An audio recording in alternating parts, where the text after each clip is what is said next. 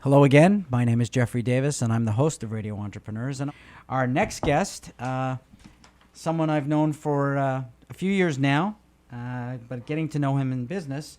And there is different types of businesses out there. This is another example of that. Richard Morehouse of Morehouse Gallery. And today we're going to talk about vintage photography and the business of vintage photography. Welcome, Richard.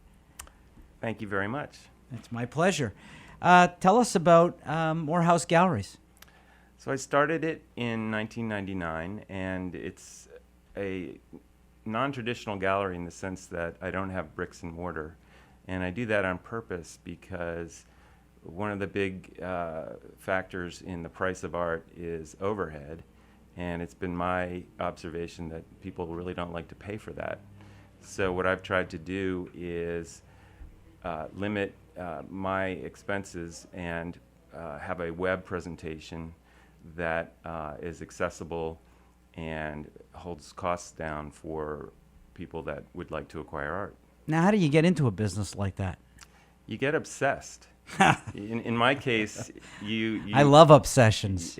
Well, so do I. That's a good characteristic of an entrepreneur. Right, and it leads to a certain amount of passion, which is helpful. I started taking photographs seriously 20 years ago and got very interested in making fine prints and read all of Ansel Adams' books on how to do that. And I realized through the process that it's very difficult to making a fine print is difficult, but the most difficult thing for an artist is to have an idea that's worth pursuing. So now I'm dealing with major artists of a museum quality who are all in their own ways pursuing ideas that translate well as a photograph. Now, my mother used to buy artwork, and she always told me it was a great investment, that she'd rather look at her investment versus go every once in a while to the bank and open up a safety deposit box and look at bonds. But do people really buy artwork as an investment? Do they really ever divest of those pieces?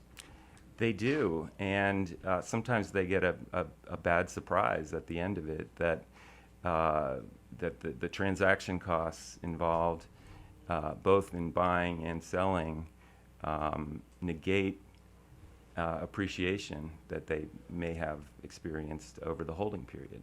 So it is an investment, and there are ways to approach collecting as an investment, and everyone is aware of the costs of it and want to minimize it. But many people would find it difficult to exceed the return on, say, an index fund because of the pitfalls that exist in